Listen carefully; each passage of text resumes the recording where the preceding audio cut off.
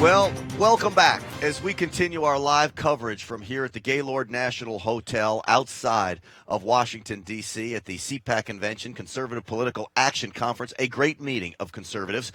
Taking the stand right now, the podium, is Robert Davi. You probably know him from Goonies and Die Hard, and it is, I didn't know that he was a conservative, but why don't we listen in to Robert Davi and see what he has to say as we lead up to Mike Pence's speech.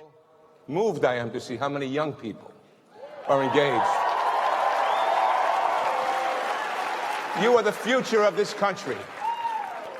And you've got to be engaged, and you have to understand how important this moment of your history is, because this nation belongs to you. I want to ask a question, and I want you to be honest. How many of you, on the day Donald Trump came down that escalator, were you Trump supporters? Just raise your hands. How many? And how many are supporters today?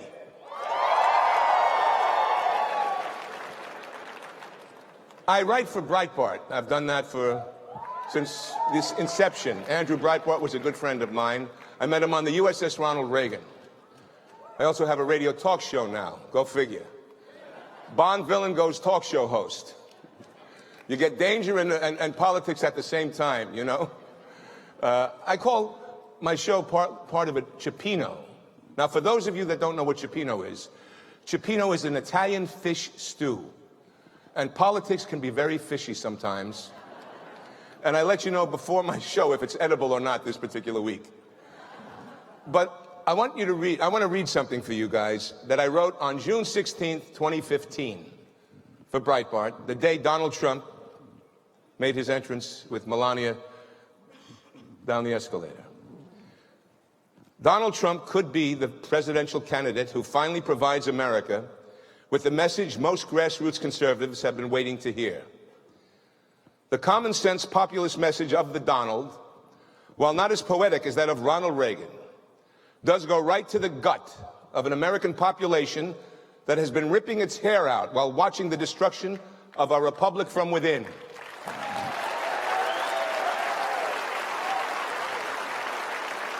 The compliance and lack of imagination from some in the Republican Party, the elite, along with the aggressive takeover by progressives who are bent on reshaping America into the image of Europe, have brought us to the point we are now in.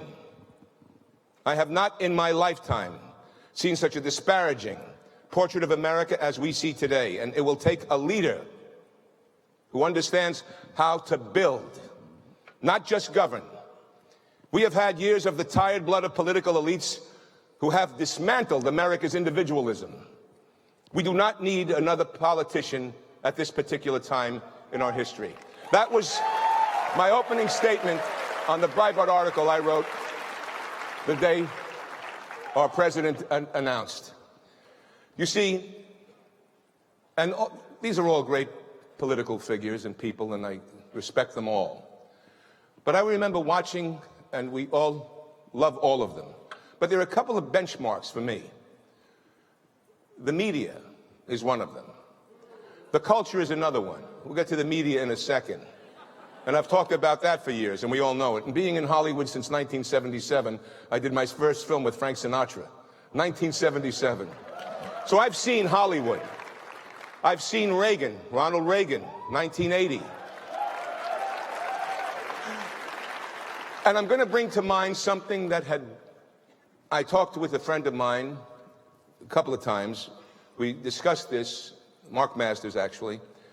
And when Ronald Reagan was president of the United States, Mr. Gorbachev, tear down this wall. Wall came down. Peace through strength. Nuclear détente. Prosperity. In 1988, his right hand was a guy named George Bush. We respect the Bushes, we respect George Bush. But there was a shift. There was a shift that is absolutely stunning. After being the right hand of Ronald Reagan for 8 years and seeing the bold choices and the bold moves that he made, and much like what we've seen with Donald Trump, how the establishment, both on the left and the right, have attacked Donald Trump throughout this whole thing, What does George Bush run under? What's his slogan in 1988? No, that was 92. In 1988, he said, a kindler, gentler nation. A kindler, gentler nation. Right after he saw what Ronald Reagan did. Now, George Bush is a good man, but that was the globalist flag put in the ground. That was the beginning of it all. From after Reagan, we've had Bush, Clinton, Bush 2, Obama. We needed a force of nature. We needed a force of nature to take the ship back, generated by you, the people. It's your campaign, as Donald Trump says over and over again. Now, how does people, when Mitt Romney ran, we thought he could win. Another good man. Good man. But here he is. He's doing a debate. Remember that debate, the second debate? I'm an actor. I'm sitting home, and I've watched media, but I'm seeing that second debate, and Candy Crowley goes like this, and the president says, Candy, get the treatment. Talking about Benghazi. At that moment, Mitt Romney wasn't able to go, and this was on CNN, by the way. The media. Now, I'm just going to tease you for a second about CNN. Who's the parent company of CNN? Who is it? Time Warner? Is Time Warner the parent company? Remember that. On CNN, here she goes. She holds it up. Candy Crowley. Candy, get the paper. Instead of Mitt Romney looking at Candy Crowley, looking at the president, looking at Candy Crowley, said, did you guys rehearse this? And then saying, wait a second, the American people knew. They were misled about Benghazi, Mr. President. We cannot mislead them any longer. That's the stance that should have been taken at that moment. Now, for some reason, the elites are afraid to rock the boat. I called that campaign and I said, please, the third debate, have them bring it up. Bring it up at the third debate. I also said, when Hurricane Sandy happened, please have him go down. Now, I never got to Mitt Romney to tell him this. He may not have ever heard it. But I said it to the campaign people and messages. Then the hurricane happened in Sandy. When you're going to be president of the United States, act like president of the United States. You're 3 months from an election, act like it. Donald Trump did just that when the hurricane happened in Louisiana. He understands the media. He understands how to bring a message to the people. Do you remember the night he won the election?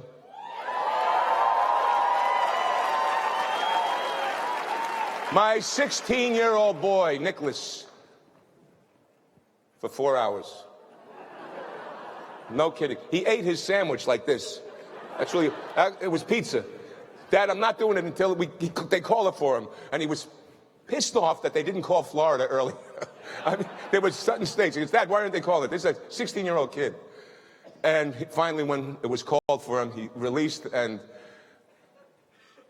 she didn't give a concession speech, because I know what happened backstage. I know what happened. You got to realize what happened. Everyone's hair had to be on fire. The phone in Hollywood, they had to be calling him. Everyone, every Hollywood elitist had to been calling, what's going on? George Soros. Wait a second. What happened there? All right, they probably called George Soros. He was probably saying, so what happens? She doesn't give the speech for whatever reason. There's a book supposedly coming out about it. But here's what she said in her speech. And to the millions of volunteers, community leaders, activists, and union organizers who knocked on doors, talked to neighbors, posted on Facebook, even in secret, private Facebook sites, I want everyone coming out from behind that and make sure your voices are heard going forward. And to the young people in particular, I hope you will hear this. I have, as Tim said, spent my entire adult life fighting for what I believe in. I have successes and setbacks, sometimes painful ones. Many of you are at the beginning of your professional and public political careers. You will have successes and setbacks too. This loss hurts, but please, never stop believing that fighting for what's right is worth it. It is worth it. And so we need you to keep up these fights. Now, a couple of hours later, there was the first riots, the first marches. That was the trigger. What's happening right now in our country from the elite in Hollywood?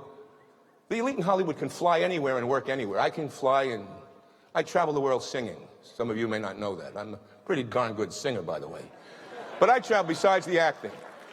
And I can go anywhere. But the makeup artist can't get on that plane. The key grip, the electrician, the dry cleaners. They've lost touch. The Hollywood community has lost touch with the blue collar of America.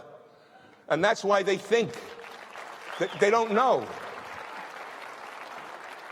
So now, just a few little things more. The parent company of CNN is Time Warner. Now, we know that the media, the fake media, or the very fake media, we know these, all right? Now, I've known for years, I've seen it being manipulated. And I go from all the stations, and they're good people. I respect everyone's living, everyone's point of view. That's what America is about. But I understand when I see the vitriol and the misrepresentation, the continued misrepresentation of certain things, or the exaggerations of certain things, carried to a point that they shouldn't be.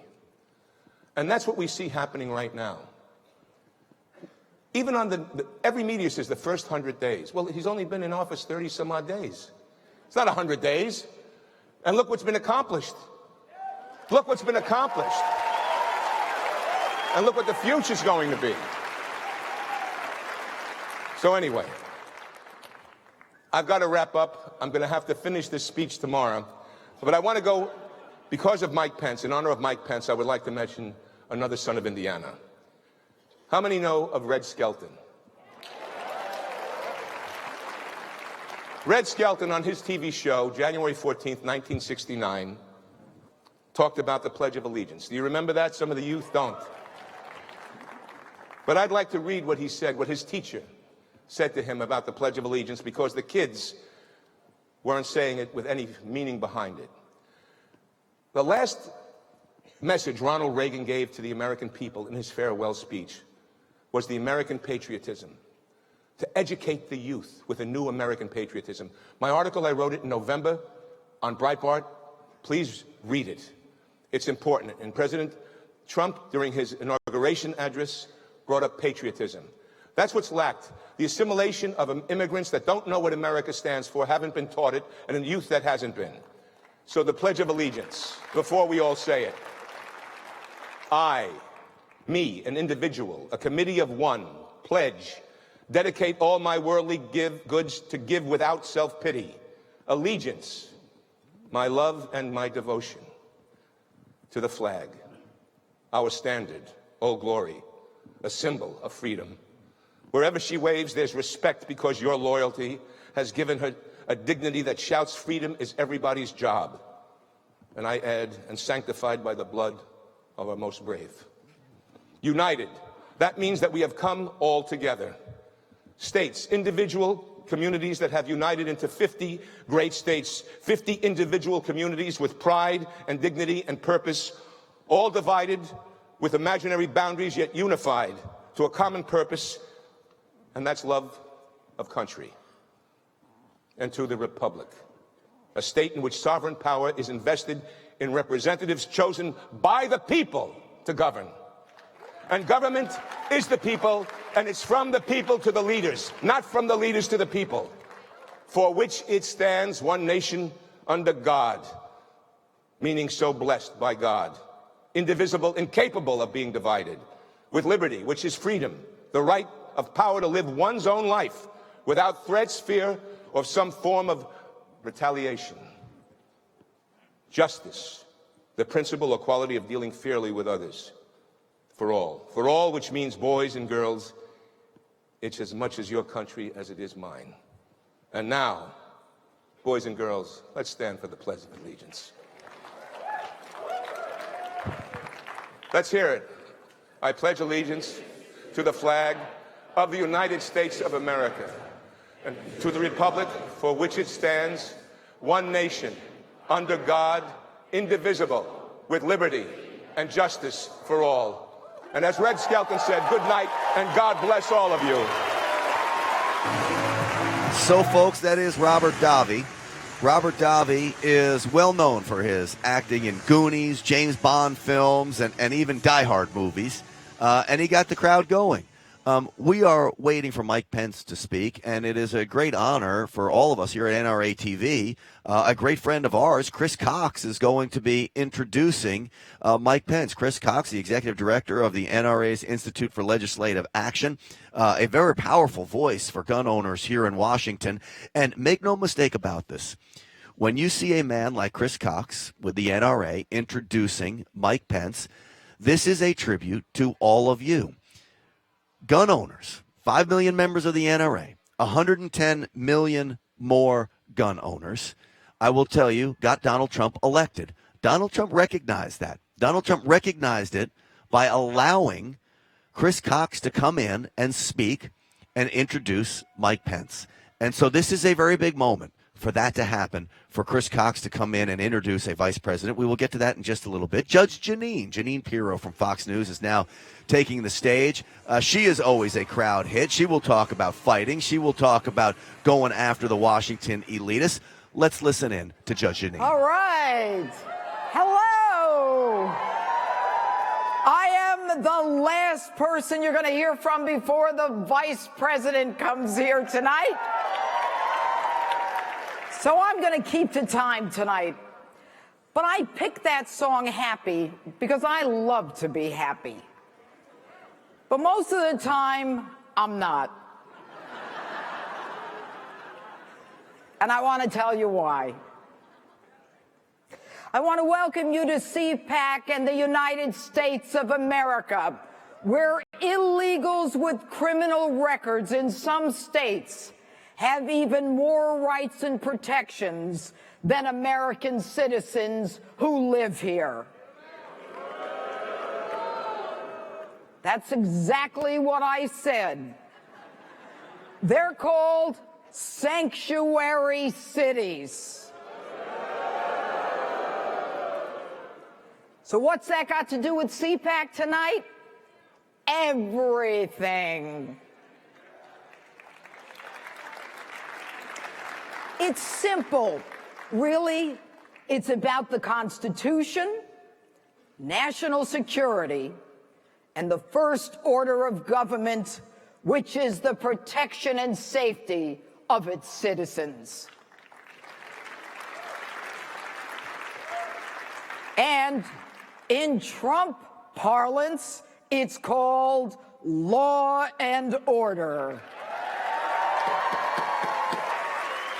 So, now I know a little about law and order. I spent over 3 decades on the battlefield where the fight between good and evil unfolds every day.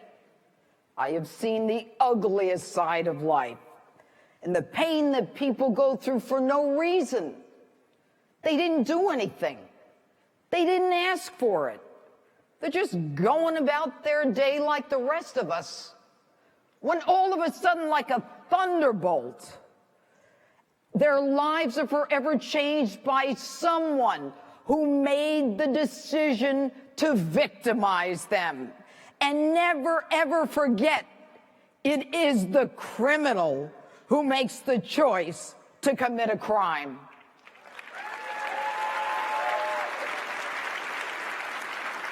And so, my job as a prosecutor, an elected judge, and a 3-time elected district attorney, and yes, every time with the conservative endorsement on the conservative line, was to fight for those who never chose to be a part of the criminal justice system in the first place, the ones who never did anything and didn't deserve it. So let's go through the Constitution and a couple of basics. Number 1, our founding fathers made clear in the Constitution that immigration is a matter for the federal government. The federal government. Now, Article 1, Section 8 Subdivision 4 entrusts to the federal legislative branch the power to regulate citizenship. But today, in cities and states across this great nation, progressive mayors are prioritizing the protection of illegal criminals who not only violated our law to come here, but in addition, committed additional crimes while they were here. These mayors are directing that local police under their jurisdiction not share information about these criminal illegals and not assist the feds or ICE when they issue a hold or a detainer warrant so that they can be deported. And as a result, they roam freely among us. It was a sunny day. She was walking along the pier. She was in a place where she had a right to be, with someone that she loved, her dad. He was a criminal, illegal alien in the same vicinity, a place that he had no right whatsoever to be. The courts had ordered him deported at least 5 times, and his conviction for at least 7 felonies made him a career criminal. And as she lay dying on that cold pier from the gunshot wound fired by the man using yet an illegal weapon, who had no right to be there, she begged for her father's help. But there was no help for Kate. All the protections are now in place for her killer. He was 19. He came here illegally, and like so many others his age, he crossed the border from Central America, and he openly admitted, "I'm a gang member." That didn't stop the Obama administration from allowing him into our country. His gang, MS-13. One of the most violent gangs in the world, where initiation ranges from rape to beating someone to death in front of other gang members. He, too, had been ordered out of the country. But in spite of his many convictions, New York City Mayor de Blasio believes he needs protection. And local police, therefore, ignored ICE and the federal request to hold him, at least until they arrived. And today he wanders freely wherever he wants. And as a result, all who come in contact with him risk MS-13 criminal activities. Now, make no mistake, all of us are immigrants, unless you're a Native American. Okay, I'm with you. But I'm not here to talk about immigration laws. I'm here to talk about sanctuary cities that are asylums for criminal illegals. And if you believe in America and conservative values and everything in our Constitution, it is time for you to demand an end to the criminal enclaves that are known as sanctuary cities.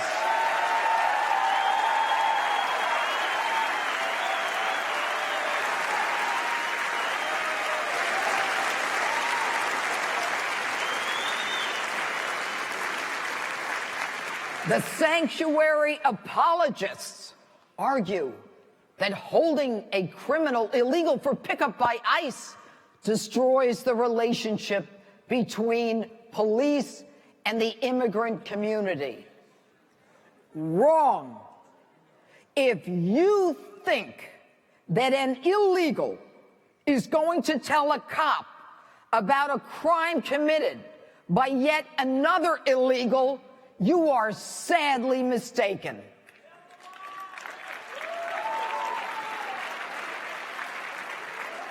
I know.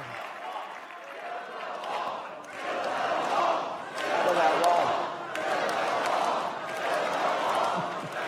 roll. Okay, they're already here. They're already here. Now, even the illegal who is a victim knows that the illegal criminal who victimized him is protected and has sanctuary.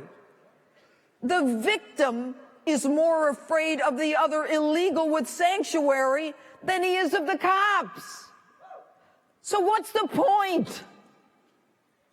Now, for all of you who might be interested, Congress has already passed a law. I used it many times. It's called a U visa. We don't need sanctuary cities. If someone is going to cooperate with law enforcement, we give him a U visa. He's protected, his family's protected, his mother, his family, whoever, everybody's protected, right? We don't need to put whole cities at risk. Now, fast forward. President Trump, in his first 30 days, pursuant to his word, signed an executive order prioritizing the deportation of criminal illegals and those ordered deported, as well as those who abuse our money and welfare programs. Not bad. The consequence? If the locals don't cooperate, the president has indicated that they risk federal grant monies that's used in part for law enforcement and child protection. That means there will be fewer cops and less protection in those sanctuary cities to protect American citizens who are subject to being victimized and who are living in these criminal enclaves. And as the left marches and they spew allegations of hatred, and they demonize our president, calling for his impeachment, they're ignorant of the facts and the law. And they don't care about American citizens who are in jeopardy. Folks, there's a big difference between compassion for those who come here to work and those who are a danger to the rest of us. And so, it is time. It is time to take the country back. We started with President Trump and Vice President Pence, but it's time to stop listening to the nonsense that the left is spewing. It is time to protect the law-abiding citizens of this country.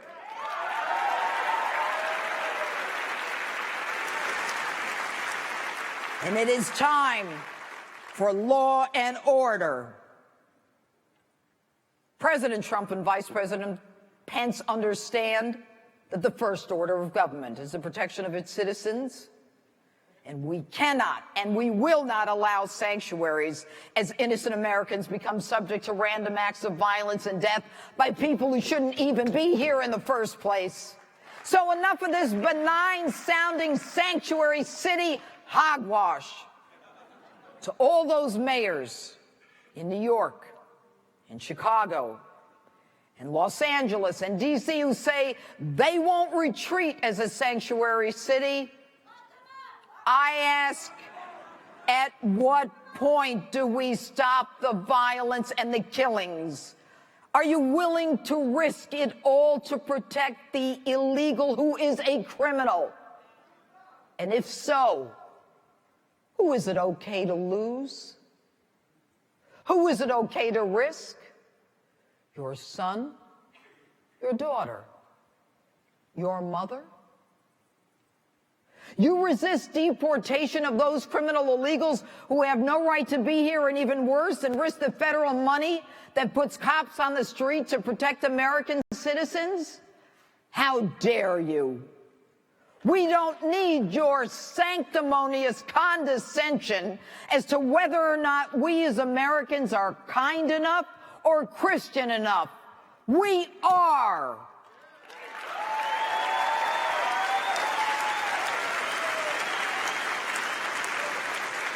It is time for us to go back to the America that our founding fathers intended.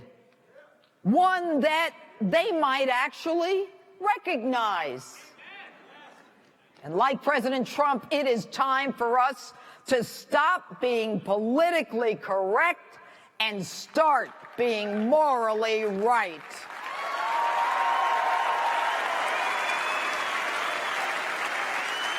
Thank you, CPAC. Thank you, Matt Schlapp. God bless you, and God bless America. Thank you. Thank you. Well, that is Judge Jeanine Pirro, who gave a great speech. And when you want to talk about a law and order president, you talk about Donald Trump. We are now expecting Chris Cox to come out, the executive director of the NRA's Institute for Legislative Action, a champion for gun owners, a longtime fighter for gun rights here in Washington. And I'll tell you, if there has ever been a battle to fight for gun owners, it has been in our nation's capital. Here comes Chris Cox. Let's go in and watch as he takes the podium before he introduces Mike Pence. The NRA's Institute for Legislative Action, Chris Cox. It is not Chris Cox. So we got a psych out mode right there. He was supposed to come out, and they are setting up for him. So make no mistake, folks, when we look at what's going on here, I had talked about this earlier, that Chris Cox introducing Mike Pence is a very, very big moment for the NRA, and it is a huge moment for gun owners. Can you imagine in recent history a member of the NRA, much less an executive director for the National Rifle Association's Institute for Legislative Action, coming out and introducing a president? For 8 years, we were under assault. Gun rights were under assault. And so finally now, we have a fight and battle that is underway in Washington where things are looking very good, but the fight continues across this country, from state house to state house. And it is a battle that the NRA is fighting, but cannot do it without the 5 million members of the NRA. And when you talk about power in Washington, when you talk about the power to make change, really where that change is happening is right here in this hall. You have conservatives that have come here from all across America, and I got to walk the halls today, and I talked to so many of these people, and I did not meet one person here that was not a member of the NRA. So many of these folks came out to talk to us and wanted to really come shake our hands here at the NRATV set. Look, I told them, we here at NRATV are just your voice. We are the voice of the 5 million members. When we get behind this desk here, we're speaking on your behalf, and it is a great honor to be able to do that. So Chris Cox will come out, and he will introduce Mike Pence. We are even told that Chris Cox may have a gift for Vice President Pence, not confirmed for sure, but he may have a gift, and so we will want to see what that gift may be. We in the business call that a teaser. And so as they get ready here in CPAC for the Vice President to come out and speak, you can see the feeling in this hall is one of optimism. And when I think of what happened last year, ladies and gentlemen, and the controversy from the NRA ILA, please welcome Chris Cox.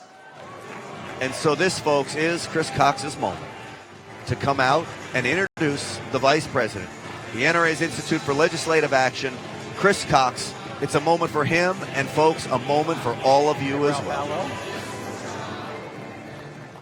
How's everybody doing? Everybody having a good time? Let me ask you a question. How many of you came to CPAC last year? That's great. Now, how many of you remember what happened 6 days before CPAC started last year? It was February 16th, and American freedom suffered a devastating loss when Justice Scalia unexpectedly passed away. That day, the stakes of the 2016 elections fundamentally changed. This was no longer a fight for the next 4 years. This was going to be a fight for the next 40 years. As you all remember, the Republican primary was still, let's just say, interesting. But we knew Hillary Clinton was either going to win or steal the Democrat nomination. And we knew exactly what Hillary's Supreme Court would look like. For those of us who support the Second Amendment, we knew our gun rights would be gone. Our right to keep and bear arms survived the Supreme Court by just one vote, and he had just passed away. Think about that. The court said we have a right to keep a gun in our homes to protect ourselves if, God forbid, some criminal breaks in and wants to murder us. That's it. That's all they said. But Hillary's view, she said it was a terrible decision, that the Supreme Court was wrong on the Second Amendment. So we decided that freedom could not afford for us to wait. The NRA hasn't backed down from a fight in 146 years, and we sure as hell weren't scared of Hillary Clinton.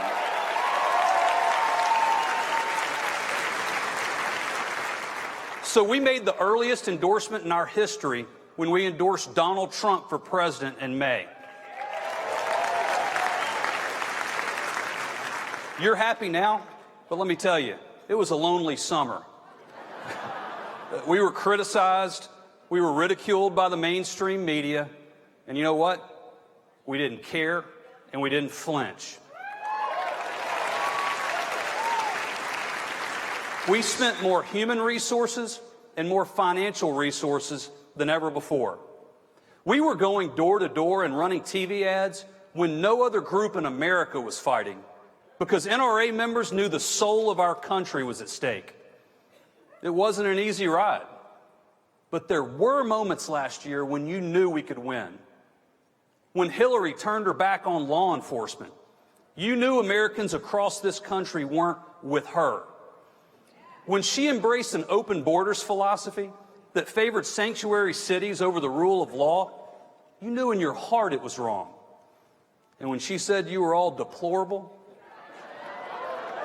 and even worse, irredeemable, you thought maybe this time we the people would fight back. And Donald Trump did just that.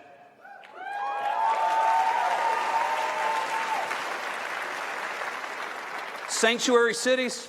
No thanks. I'll take a wall.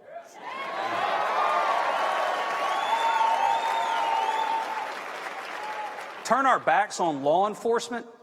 Absolutely not. They deserve our respect and our thanks, just like the brave men and women in the military.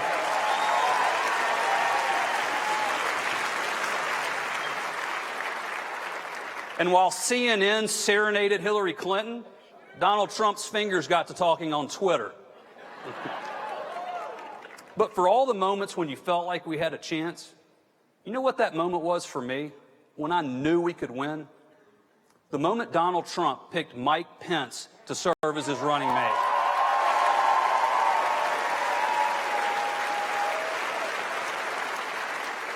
I have the honor tonight of introducing and presenting an award to the Vice President, and I couldn't be more proud to do so. The Charlton Heston Courage Under Fire Award is the highest award presented at CPAC. It's not presented annually. It's only given when a worthy recipient is a parent.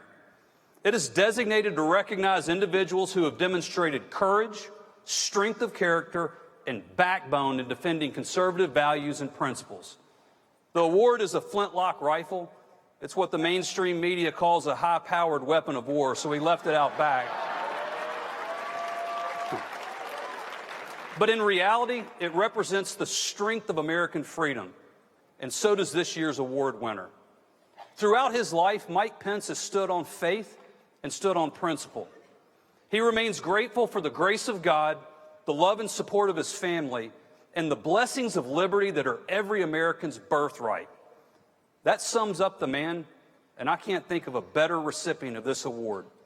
Ladies and gentlemen, the 48th Vice President of the United States and his wife, Karen, Mike Pence.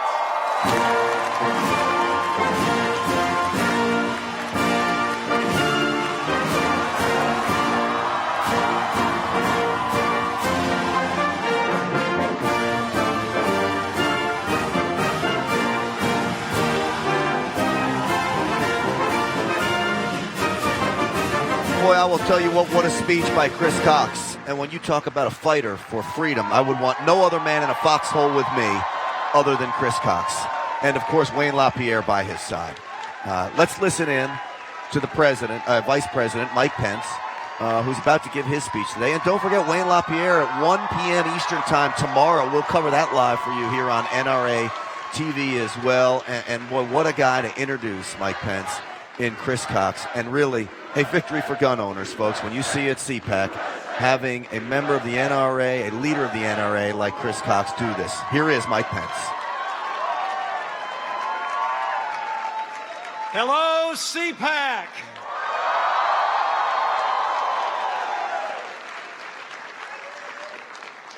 It is great to be back at the premier gathering of conservatives in the United States of America.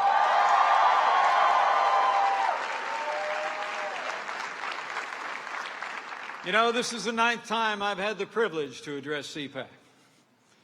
Thanks to all of you and the confidence of our new president, this is the first time I'm here as Vice President of the United States of America.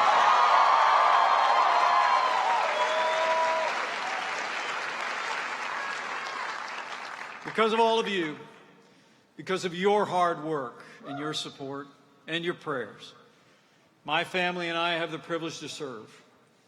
And more importantly, because of all of you, my friend Donald Trump is the 45th President of the United States of America.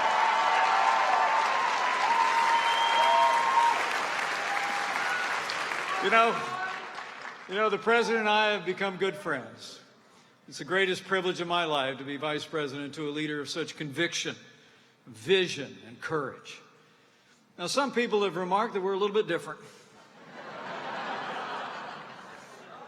You know, I'm a small town guy, he's big city.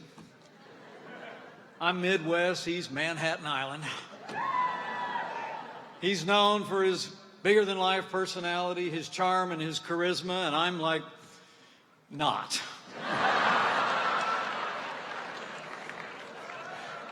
You know, as I said at the Republican convention, I guess he was just looking to balance the ticket. But all kidding aside, when President Trump asked me to join him on the ticket, I said yes in a heartbeat. Because you have elected a man for president who never quits. He never backs down. He is a fighter. He is a winner. And I promise you, he will never stop fighting until we make America great again.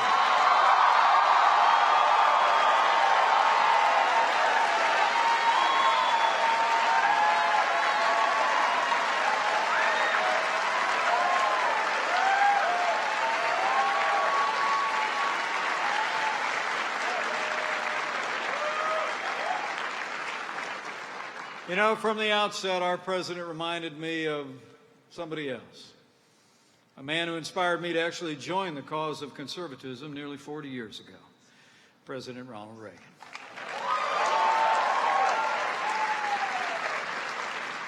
I believe President Trump has given voice to the aspirations and frustrations of the American people like no leader since Reagan.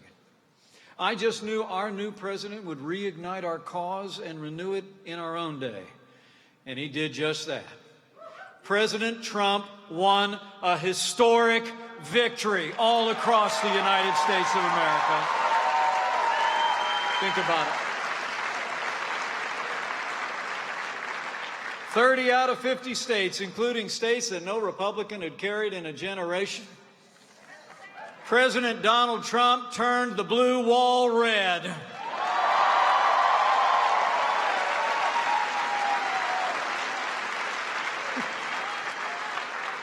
And you know what? The establishment never saw it coming. I mean, the media, the elites, the insiders, everybody else who profits off preserving the status quo, they dismissed our president every step of the way. And in dismissing him, they also dismissed millions of the hardworking, forgotten men and women who make this country great. And worse yet, they're still trying to dismiss him. They're still trying to dismiss all of us. What they should have learned on Election Day is This is not a government of the elites, by the media, or for the establishment. What November 8th showed, even if they didn't listen, is that this is still government of the people, by the people, and for the people.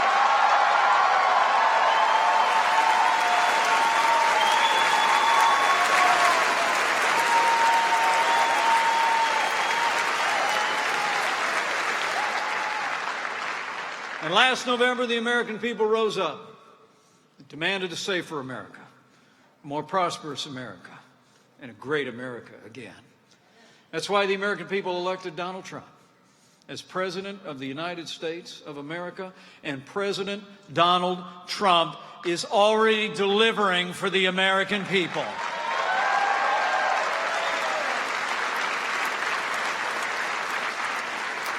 So I'm here today because of all of you and because of this conservative movement. And on behalf of the President, from the bottom of my heart, let me say thank you. Thank you for your hard work and your commitment to our cause. But our fight didn't end on November the 8th. We won the day, but make no mistake about it. The harder work, the most important work now lies ahead. The fight goes on. Let me make you a promise. President Trump will fight for you every single day.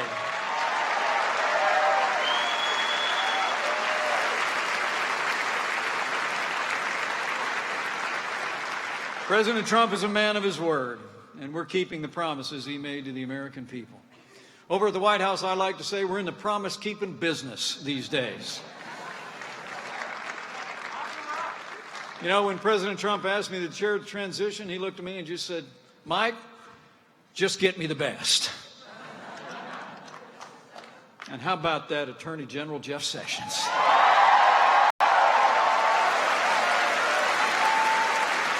How about Jim Mad Dog Mattis over at Defense?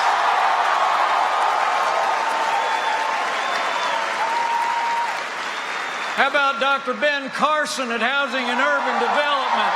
Just to name a few. I could go on and name every single one of them, and I'm proud to stand with each one of you folks. This is the A-Team.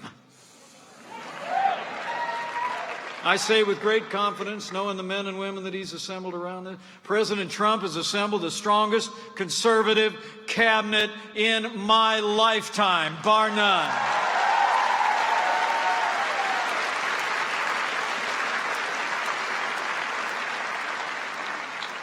With this team, we as conservatives have an opportunity that only comes around every few generations, or maybe just once in a lifetime. And my friends, this is our time.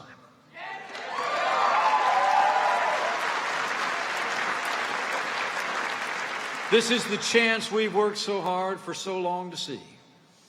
This is a time to prove again that our answers are the right answers for America. A strong military, more jobs, less taxes, respect for the Constitution and the values that have made America great, and a deep and abiding faith in the goodness of the American people.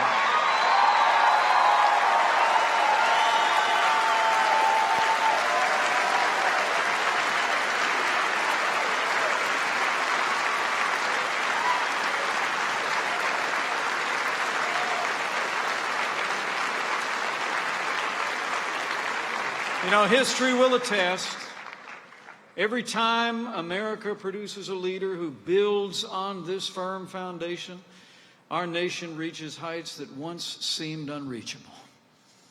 And let me assure you, President Donald Trump is such a leader. And under his leadership, we are making America great again.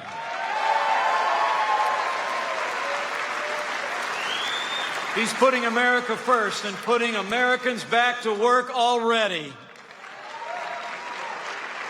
He's rebuilding the military and putting our enemies on notice. He's supporting law enforcement and ending illegal immigration once and for all. He's rolling back big government and slashing through red tape. He's upholding the Constitution, restoring the culture of life, and President Donald Trump is leading the fight to repeal and replace Obamacare.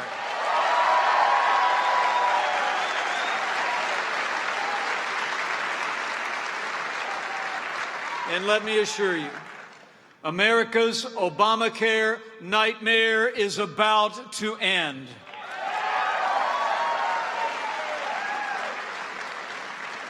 You know, despite the best efforts of liberal activists at town halls around the country, the American people know better. Obamacare has failed, and Obamacare must go. This failed law is crippling the American economy and crushing the American people. Talk about your fake news, folks. Just look at all the promises liberals made about Obamacare. Remember, they told us the cost of insurance would go down. They told us if you like your doctor, you can keep him. They told us if you like your health plan, you can keep it. And now we all know the truth. Today, Americans are paying $3,000 more a year on average for their health insurance. Last year, premiums skyrocketed by a stunning 25%. Millions have lost their plans and lost their doctors. Higher costs, fewer choices, worse care. That's Obamacare. And if that weren't bad enough, Obamacare is also a job killer, and everybody in America knows it. Well, we're about to change all that by repealing Obamacare once and for all, eliminating its mandates, its taxes, and its intrusion into your business and into your lives. And best of all, with President Trump's leadership, Obamacare is going to be replaced with something that actually works. Something that's built on freedom and individual responsibility. President Trump and I want every American to have access to quality and affordable health insurance, which is why we're designing a better law that lowers the cost of health insurance without growing the size of government. We're going to let Americans purchase health insurance across state lines, the way you buy your life insurance, the way you buy your car insurance. We're going to make sure that Americans with pre-existing conditions have access to health insurance and the security they need, and we're going to give states the freedom and flexibility to take care of the least fortunate in the best way that'll work in their state and in their community. You know, despite all the fear-mongering from the left, make no mistake about it, we'll have an orderly transition to a better health care system that finally puts the American people first. And after we repeal and replace Obamacare, we're going to do a whole lot more. We're going to start off by rebuilding the American military. We'll restore the arsenal of democracy. We'll provide our soldiers, sailors, airmen, Marines, and Coast Guard with the resources and training they need to accomplish their mission and come home safe. And we will hunt down and destroy ISIS at its source so it can no longer threaten our nation or our families.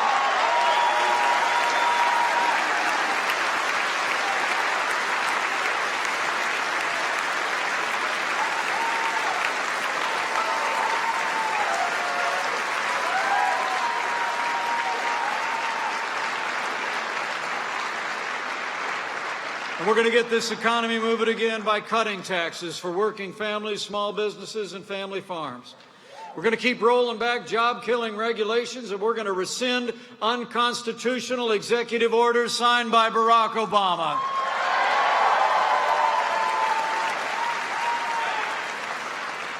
And under President Trump's leadership, we're going to continue to rein in wasteful government spending and restore fiscal responsibility to Washington, D.C. We'll enact real education reform that gives families more choices. It recognizes that education is a state and local function, and under President Donald Trump, no state will ever be forced to adopt the Common Core.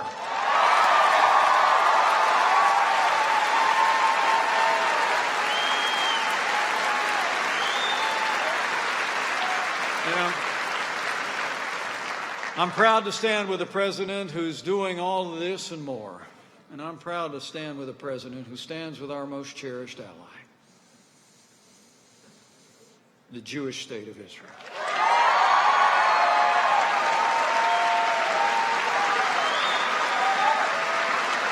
Israel's fight is our fight. Her cause is our cause. Her values are our values. And under President Trump, America will stand with Israel.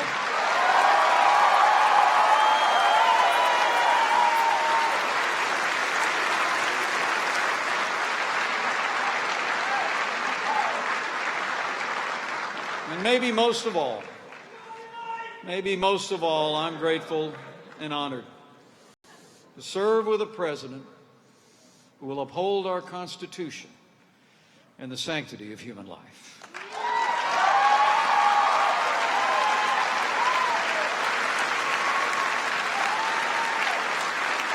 Because of President Donald Trump, life is winning in America again. Last month, he reinstated the Mexico City policy preventing foreign aid from funding organizations that promote or perform abortions, and we will make the Hyde Amendment permanent American law.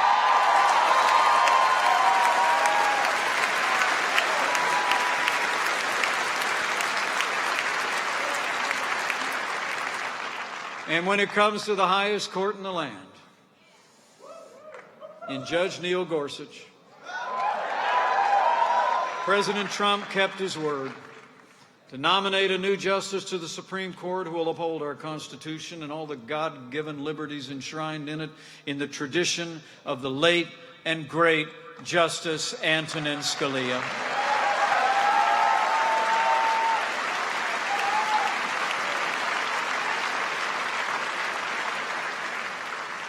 Men and women of the conservative movement, this is our time.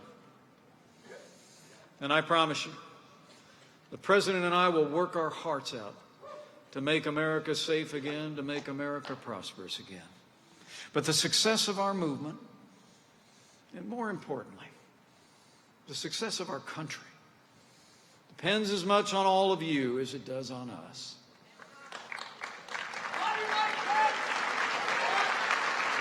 We must, all of us, rise to the challenge before us, tomorrow and every day thereafter. The other side is not sitting idle, and their allies in the media are more than willing to amplify their defense of the failed status quo every single day. Now more than ever, as we did before when this movement won back the Congress in 2010 and won back the White House in 2016, we got to do what we did before. We got to mobilize. We got to march forward as if it's the most important time in the history of our movement, because it is.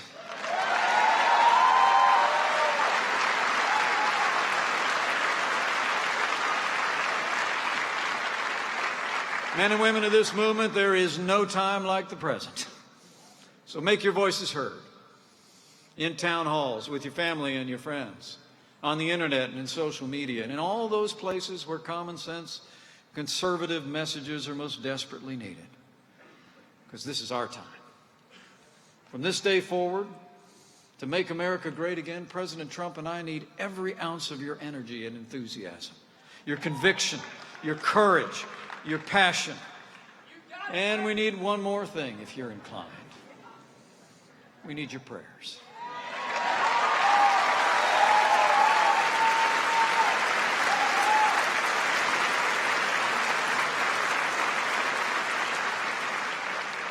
You know, last month I took my oath of office, administered by the great Justice Clarence Thomas.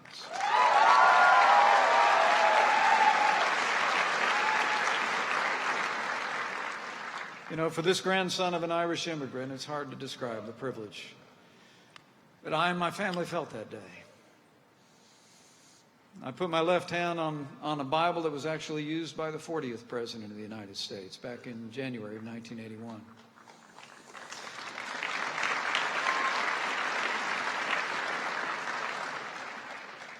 But what was uncanny about that moment is I opened that Bible to the verse that he had it open to on that day. And it happened to be the very same verse that I most often quoted as I campaigned across this country on behalf of our new president. In days ahead, as we work and as we labor, as we advance this cause to restore our country, I think, would do well to remember those ancient words. But if his people, who are called by his name, will humble themselves and pray, he'll do like he's always done. He'll hear from heaven, and he'll heal this land, this one nation, under God, indivisible, with liberty and justice for all.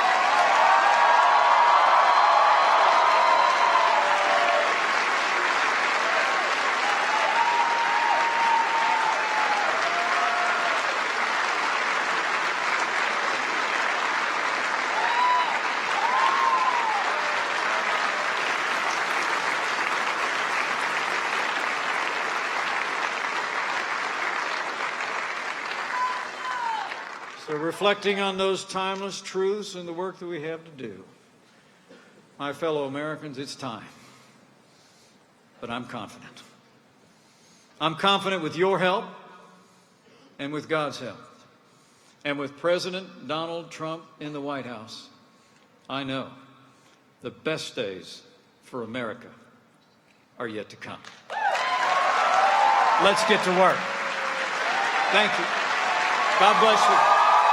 God bless America.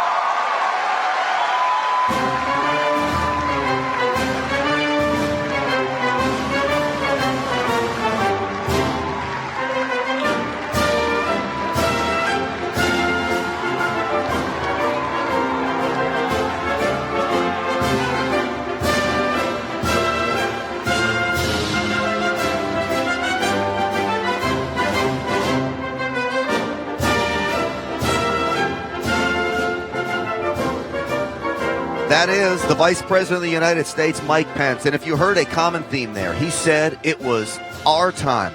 We've heard that someplace else before, haven't we?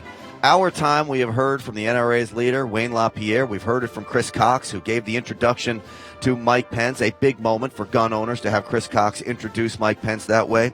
I will tell you, listening to Mike Pence speak, I feel very, very hopeful about our future. It is clear when you hear Mike Pence speak that America is in good hands and our future is very, very bright. Take the message home with you. That is what Mike Pence asked everyone in the room tonight to do. Take the message of conservatism, of freedom, home. And you better believe the thousands of conservatives that are here in this hall tonight will do just that. They spent their own money to come here, to hear Mike Pence, to hear the messages of so many conservative leaders, simply to do what they need to do, and that is go home and fight the good fight for freedom and gun rights and everything else that conservative principles stand for and everything else that makes America so great. It has been a great pleasure for me to bring you live coverage of CPAC 2017. Don't forget, tomorrow at 9 o'clock Eastern Time, we will start our coverage here once again, and that will lead up to Wayne LaPierre's speech at 1 p.m. Eastern Time. We will cover that live for you, and as well, Donald Trump will be speaking here at 10 a.m. Eastern Time. And so we have a big day ahead. We will have all kinds of interviews as conservative leaders are here and the good people of America who are here, who really are making America so great. As we go back into the hall, take one more look as they say goodbye to Mike Pence, call it a night here at CPAC. For NRATV, I'm Grant Stinchfield. Thanks so much for watching.